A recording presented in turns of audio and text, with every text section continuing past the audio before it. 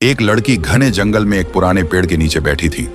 उसकी आंखों से आंसू लगातार बह रहे थे, जैसे हर बूंद उसके दिल का दर्द बयां कर रही हो।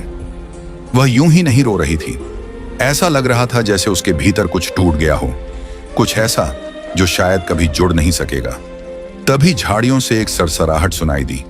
आलिया ने सिर उठाया। एक सांप उसकी ओर रेंगता आ रहा था। आलिया डर के मारे पीछे हट गई। वह उठकर भागने ही वाली थी कि तभी सांप ने इंसानी आवाज में कहा, रुको लड़की, डरो मत, मैं तुम्हें कोई नुकसान नहीं पहुंचाऊंगा, बस मुझे अपने पल्लू में छुपा लो। एक सपेरा मेरा पीछा कर रहा है, अगर उसने मुझे पकड़ लिया तो मेरी जान ले लेगा। आलिया सन्न रह गई। बोलने वाला सांप, ये तो किसी कहानी जैसा था, लेकिन जब उसने देखा कि सच में एक सपेरा उसी दिशा से भागता हुआ आ रहा है, तो उसके भीतर का डर किसी दया में बदल गया। उसने जल्दी से सांप को उठाया और अपने पल्लू में छुपा लिया। थोड़ी देर में सपेरा हांफते हुए उसके सामने आया और बोला, अरे ओ लड़की, क्या तूने कोई सांप इधर भागते देखा? आलिया ने घबराते हुए सिर हिलाया। नहीं बाबा, मैंने तो कोई सांप नहीं देखा। सपेरा बिना कुछ कहे आगे बढ़ गया। कुछ पल बाद पल्लू के अंदर से सांप बाहर निकला और बोला, धन्यवाद, तुमने मेरी जान बचाई। तुम्हारा ये एहसान मैं कभी नहीं भूलूंगा। लेकिन तुम यहां अकेली क्यों हो, और वो भी इस हालत में? तुम तो गर्भवती लगती हो। यह सुनकर आलिया की आंखों में फिर आंसू भर आए। तुम नहीं जानते, उसने कहा, मैंने अपनी ही जिंदगी बर्बाद कर दी, अपनी ही खुशियों का दरवाजा खुद बंद कर लिया। अब इस जंगल में बस खुद को सजा दे रही हूं। सांप ने धीरे से कहा, क्या हुआ था, बताओ मुझे। आलिया ने गहरी सांस ली और बोलना शुरू किया। मैं अपने माँ बाप की इकलौती औलाद थी। उन्होंने मुझे बहुत प्यार दिया, शायद जरूरत से ज्यादा। हर जिद पूरी होती थी, हर गलती माफ, और इसी प्यार ने मुझे बिगाड़ दिया। हमारे गांव में मेरी 2 सहेलियां थीं। रोज उन्हीं से मिलने जाती, बातें करती, हंसती। एक दिन जब मैं सिलाई सीखने अपनी सहेली के घर जा रही थी, तो मैंने देखा कि रास्ते में एक लड़का मुझे हर रोज देखता है। पहले तो मैं नजरअंदाज करती रही, लेकिन हर रोज वो वहीं खड़ा रहता, और धीरे धीरे उसकी मौजूदगी मुझे महसूस होने लगी। वो बस खड़ा रहता, न कुछ कहता, न पास आता। लेकिन जब मैं वहां से गुजरती, वो बस मुझे देखता और मुस्कुरा देता।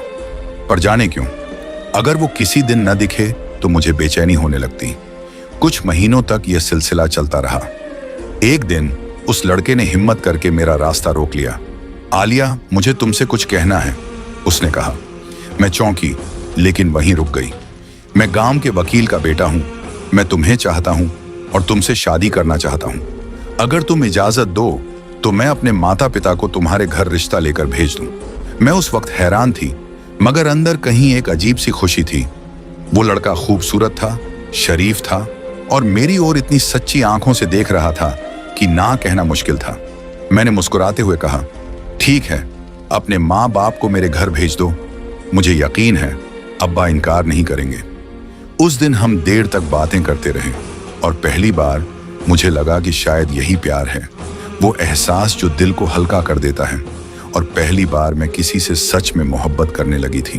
कुछ ही दिन बीते थे कि एक दोपहर अचानक खालिद के माता पिता उसके घर पहुंच गए। वे सीधे मुद्दे पर आए। हमें आपकी बेटी का रिश्ता चाहिए, खालिद के पिता ने कहा। हमारा बेटा आपकी बेटी को चाहता है, और हमें पता है कि आपकी बेटी भी उसे पसंद करती है। जब दोनों राजी हैं तो हमें क्या आपत्ति हो सकती है। उनकी बातें सुनकर आलिया के माता पिता एकदम सन्न रह गए, जैसे किसी ने उनके पैरों तले जमीन खींच ली हो। उन्हें तो इस रिश्ते की भनक तक नहीं थी। शाम को उन्होंने आलिया को बुलाया। बेटी, क्या ये सब सच है? आलिया ने झिझकते हुए कहा, हाँ अब्बू, खालिद ने मुझसे कुछ दिन पहले अपनी मोहब्बत का इजहार किया था, और मैंने भी हाँ कर दी थी। मैं उसे चाहती हूँ, आप भी उसका रिश्ता मंजूर कर लीजिए। मगर आलिया के पिता के चेहरे पर जो सख्ती आई, वो किसी तूफान से कम नहीं थी। खालिद, उन्होंने कहा, वो लड़का आवारा है, शराबी है और बदनाम भी। हमने उसे कई बार बाजार में झगड़ते देखा है। वो तुम्हें कभी खुश नहीं रख पाएगा। माँ ने भी आंसुओं से भरी आवाज में कहा, बेटी, हम तुम्हें ऐसे लड़के के हवाले कैसे कर दें? तू हमारी इज्जत है। लेकिन आलिया उस वक्त मोहब्बत के नशे में थी। आप लोग गलत हैं, उसने रोते हुए कहा। खालिद वैसा नहीं है जैसा आप सोचते हैं। वो मुझसे प्यार करता है, सच्चा प्यार। पर माँ बाप ने सिर हिलाया, नहीं, ये रिश्ता कभी नहीं होगा। उस रात आलिया ने खुद को कमरे में बंद कर लिया। आंसू बहते रहे, दीवारों से बातें करती रही। उसके लिए खालिद सिर्फ एक लड़का नहीं था, वो उसका ख्वाब बन चुका था, वो सब कुछ जो उसने अपनी जिंदगी से चाहा था। कुछ दिन बाद जब वो खालिद से मिली तो आंखों में आंसू और होंठों पर सवाल थे। मेरे अब्बा कभी नहीं मानेंगे, उसने कहा। खालिद ने उसकी आंखों में देखा और मुस्कुराकर बोला, तो चलो, उनसे पूछते ही क्यों हो, हम भाग चलते हैं, निकाह कर लेंगे, बाद में सबको मना लेंगे। वो पल, वो एक फैसला उसकी पूरी जिंदगी बदल गया। उस रात आलिया ने अपने घर की चौखट पार की, पीछे मुड़कर देखा भी नहीं। शहर पहुंचकर उन्होंने एक छोटा कमरा किराए पर लिया। दीवारों पर पुराना पेंट था, मगर उनके दिलों में नई दुनिया बस चुकी थी। आलिया को लगा, बस अब सब ठीक हो जाएगा, कुछ दिन में अब्बा मान जाएंगे, वो रोज कहती। और खालिद हंसकर कहता, हाँ क्यों नहीं, सब ठीक हो जाएगा। शुरुआत में खालिद बहुत बदल चुका लगा। वो उसे फूल लाकर देता, बाजार घुमाने ले जाता और वादे करता कि वो उसे रानी बना देगा। मगर कुछ ही हफ्तों बाद असलियत सामने आने लगी। एक शाम जब आलिया खाना बना रही थी तो दरवाजे के पीछे से शराब की गंध आई। उसने जाकर देखा, खालिद दोस्तों के साथ बैठा था, नशे में धुत, हंस रहा था। वो चौंक गई। खालिद, ये क्या कर रहे हो तुम? खालिद ने हंसते हुए बोतल रख दी। अरे इतना भी क्या हुआ, थोड़ी सी मस्ती कर रहा हूं। आलिया के अंदर की सारी उम्मीदें एक साथ टूट पड़ी। मेरे अब्बा सही थे, उसने कांपती आवाज में कहा। तुमने कहा था तुम नशा नहीं करते, तुम झूठे हो। खालिद का चेहरा अचानक सख्त हो गया। वो खड़ा हुआ और बिना कुछ कहे उसे धक्का दे दिया। मेरे मामलों में दखल मत देना, उसने गरज कर कहा। तुम होती कौन हो मुझे रोकने वाली? उस रात आलिया ने पहली बार जाना, मोहब्बत जब अंधी होती है तो जिंदगी को देखना बंद कर देती है। खालिद के गुस्से और उसकी मार झेलकर आलिया ऐसा सन्न हो गई कि जैसे जमीन उसके तले धंस गई हो। कुछ ही दिनों की शादी ने उसके सपनों का महल चूर चूर कर दिया था। अब खालिद अपनी मनमानी से जी रहा था। रोज देर रात घर लौटता, अक्सर नशे में टला हुआ मिलता और लड़ झगड़ कर आलिया पर हाथ उठाता। क्या फर्क पड़ता कि उसकी पत्नी क्या सोचती है, क्या चाहती है? उसकी किसी बात की परवाह नहीं थी। याद आते थे वे दिन जब माँ बाप का प्यार और उनका घर उसकी दुनिया था। अब वही यादें उसे काट काट कर भीतर से जला देती थी। उस प्यार की लाली में पली बढ़ी लड़की अब पत्थर सी ठंडी हकीकत के सामने अकेली पड़ गई थी। मगर दिल में कहीं उम्मीद की एक छोटी सी लौ जलती रही। शायद यह भी गुजर जाएगा, शायद खालिद सुधर जाएगा, नशे को छोड़ देगा, उसके साथ प्यार से पेश आएगा। लेकिन खालिद बदलने का नाम ही नहीं ले रहा था। 5वें महीने में जब डॉक्टर ने अल्ट्रासाउंड करके कहा बेटी है, तो उसके शब्दों ने आलिया की दुनिया ही बदल दी। खालिद ने घर लौटकर चिल्लाकर कहा, मैं इस बेटी को इस दुनिया में आने नहीं दूंगा, तुम अभी फौरन गर्भ गिरवा दो, मैं बेटी नहीं चाहूंगा। आलिया के भीतर एक तूफान उभरा। उसने बताया, याद दिलाया, हमने जो किया वह हमारी मोहब्बत के लिए था, यह बच्चा हमारी मोहब्बत की निशानी है। लेकिन उसके शब्दों का कोई असर नहीं हुआ। खालिद ने बार बार दबाव डाला, उसे मार पीट कर डरा धमकाया और गर्भपात के लिए मजबूर करने लगा। हर दिन उसकी आवाजों में कठोरता बढ़ती गई और आलिया का दर्द गहरा होता गया। एक दिन खालिद उसे जबरन अस्पताल ले गया और साफ सा कहा, अगर तुमने हंगामा किया तो भुगतोगी, ये बच्चा नहीं रहेगा। लेकिन वहीं अस्पताल के बाहर उसने शोर मचाकर रोक दिया, मैं यह नहीं होने दूंगी, ये मेरा बच्चा है। और फिर जैसे एक चुन्नी सी छुपकर भाग निकली। खालिद की नजरें चकमा देकर वह वहां से निकल गई। लेकिन कहां जाए? घर से भागकर उसने जो कदम उठाया था उससे अब वह घर वापस नहीं जा सकती थी। माँ पिता के सामने उसके चेहरे पर क्या कहेगी? रिश्तेदारों के बीच उसका क्या ठिकाना? मदद किससे मांगे? दुनिया अचानक उस पर बंद होती गई और इसलिए उसने एक असामान्य विकल्प चुना। खालिद की नजर से दूर रहने के लिए उसने जंगल की ओर पांव बढ़ा दिए। वह जंगल गांव से दूर और घना था, ऐसा स्थान जिसके बारे में लोग तरह तरह की कहानियां सुनाते थे।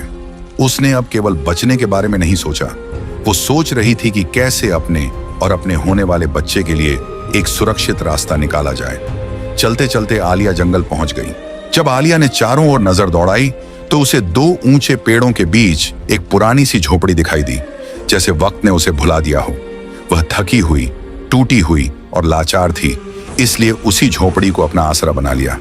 दिन बीतते गए, वह वहीं रहकर अल्लाह से माफी मांगती रही। ऐ खुदा, मैंने अपने माँ बाप की नाफरमानी की, यही मेरी सजा है, मुझे माफ कर दे।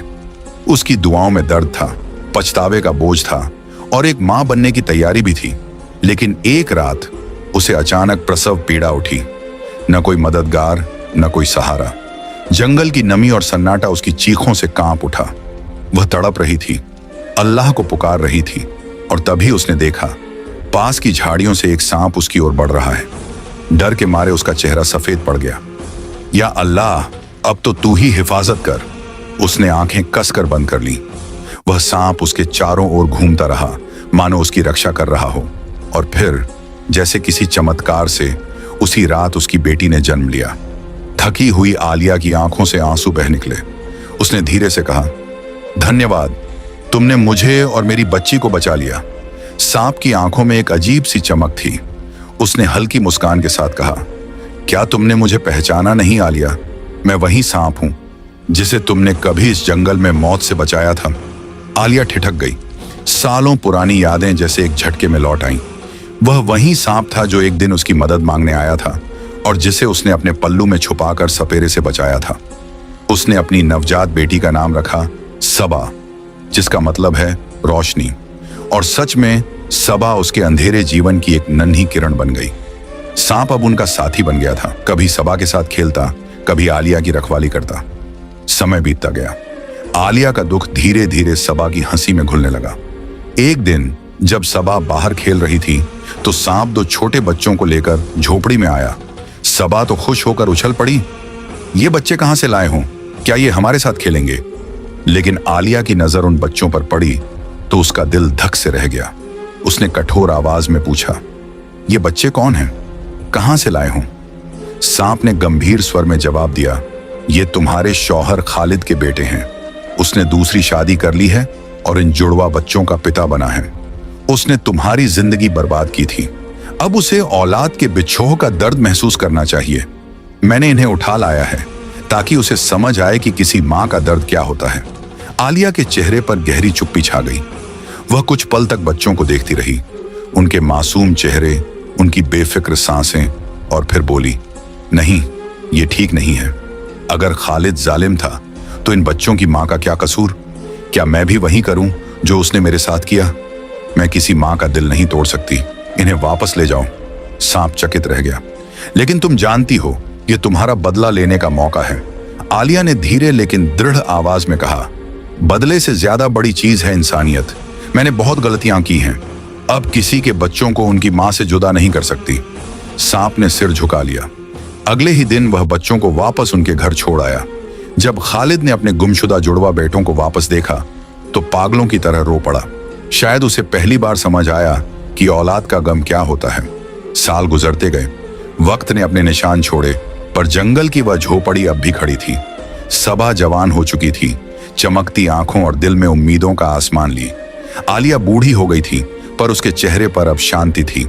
और वह सांप, वह अब भी वहीं था, पहरेदार की तरह आलिया और सबा की हिफाजत करता हुआ।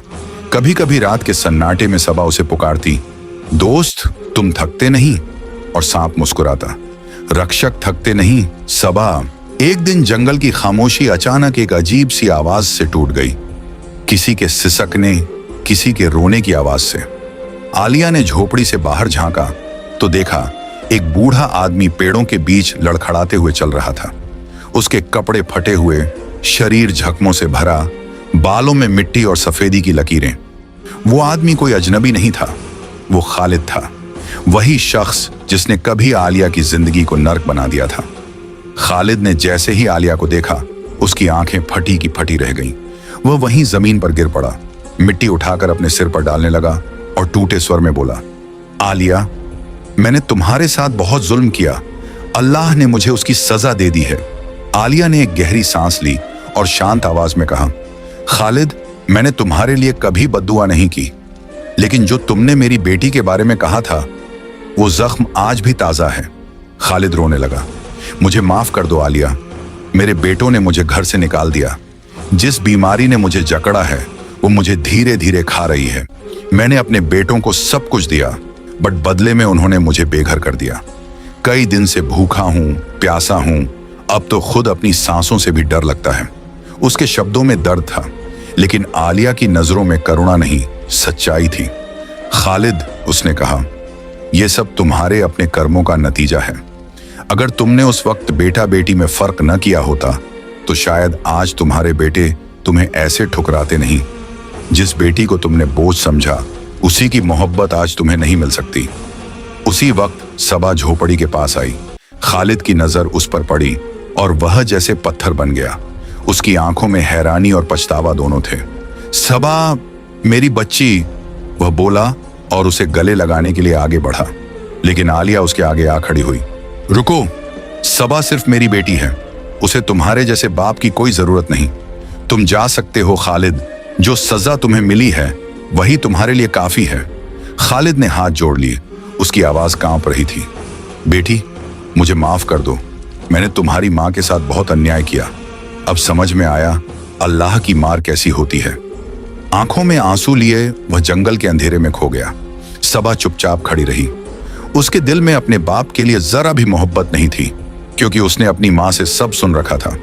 उसके लिए अब बस एक ही रिश्ता मायने रखता था, उसकी माँ का। दिन बीतते गए। आलिया अब सुकून में थी, लेकिन उसकी एक ही चिंता बाकी थी, सबा का भविष्य। वह चाहती थी कि उसकी बेटी एक इज्जतदार और खुशहाल जिंदगी जिए, वो सब पाए जो उसे कभी नहीं मिला। इसी सोच में डूबी वह एक दिन जंगल के किनारे बैठी थी, जब वही सांप वहां आ गया, वही जो सालों से उनका रक्षक था। आलिया, उसने कहा, तुम्हारी दुआ कबूल होने का वक्त आ गया है। पास की नदी के किनारे एक पुराना कुआं है, उसमें खजाना छुपा है, उसे ले लो और अपनी बेटी के लिए एक नई जिंदगी शुरू करो। सांप सच कह रहा था। वह खुद गया और थोड़ी देर बाद सोने चांदी के सिक्कों और जवाहरात से भरा थैला लेकर लौटा।